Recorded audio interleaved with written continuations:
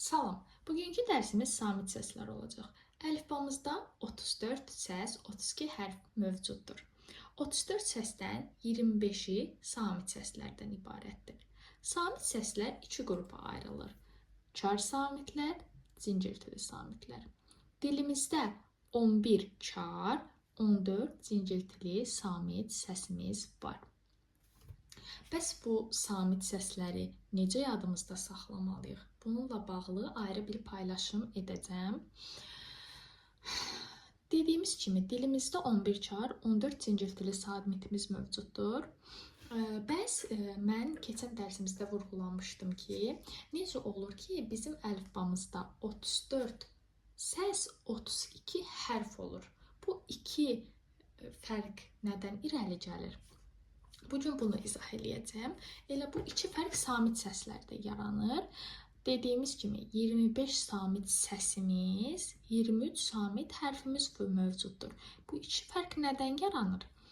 Deməli, gələk o iki fərqə. Əlifbamızda iki səs mövcuddur ki, bu səslər səs kimi mövcuddur, ancaq hərf kimi onların yazıda xüsusi işarəsi yoxdur. Bunlar hansılardır? K-ştrix və X-ştrix.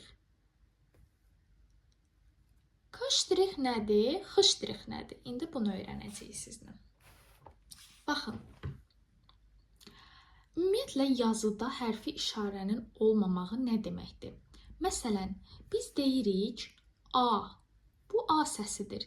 Yazıda isə onu A hərfi kimi yazırıq, düzdürmü? Və yaxud da biz deyirik S. Bu S səsidir. Yazıda isə onu S hərfi kimi yazırıq. Ancaq bu iki səsin, gördüyünüz kimi transkripsiyada yazmışam, yəni səsdirlər. Bu iki səsin yazıda şərti qrafik işarəsi yoxdur. Yəni, X-ştrix səsini biz yazıda yazıb təsvir edə bilmirik. Baxın, nümunəyə baxaq.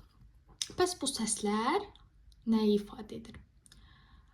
Məsələn, bilirik ki, kitab, kənd, köz kimi sözlərin ilk hərfi Ç hərfidir. Ç səsinin yazdakı şərti qrafik işarəsi də budur, gördüyünüz kimi. Lakin elə sözlər də var ki, onlarda da bu şərti işarədir, lakin fərqli tələffüz olunur. Hansı ki, combine, kartof, kolxoz və s. Gördüyünüz kimi, burada da eyni şərti işarədir. Ç səsinin işarəsidir, ancaq fərqli tələffüz olunur. K səsi kimi tələffüz olunur. Həmin o K səsi bizim K-ştrixdir. Onun yazıda şərti qrafik işarəsi yoxdur. O, Ç hərfinin kimliyinə bürünür, lora dilində desək. Ç hərfinin dərisini geyinib, amma onun öz evi yoxdur, belə deyək. Keçək digər hərfimiz olan X-ştrixə. X-ştrix isə nədir? Biz, məsələn, yazıda yazırıq məktəb, çiçək, çörək, lakin tələffüz zamanı bunları belə tələffüz etmirik, düzdür? Biz tələffüzdə necə deyirik? Məktəb, məktəb, çiçək, çörək. Burada gördüyünüz kimi çörək demirik ki, çörək. Məktəb demirik ki, Y ilə demirik ki, yəni səsləndirmədə Y yaza bilmərik ki, onun yerinə məktəb deyirik.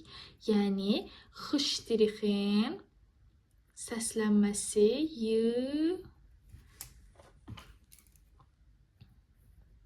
H. Baxın, gördüyünüz kimi Y, məktəb, çiçək. Bax, Y, H səsi bərabərdir X-ştrixə. Aydın oldu. Daha sonra gəlir çar və zincirtili samitlər və onların qarşılıqları. Hər bir çar samitin və zincirtili samitin bir-biri ilə qarşılıq təşkil etdiyini biz bilirik. Lakin elə çar, elə zincirtili samitlər mövcuddur ki, onlar bir-biri ilə qarşılıq təşkil etmir. Məsələn, çar samitlərdən H çar samitidir ki, onun zincirtili qarşılığı yoxdur. Cingiltili samitlərdən isə l, m, n, r samitlərinin isə çar qarşılığı yoxdur.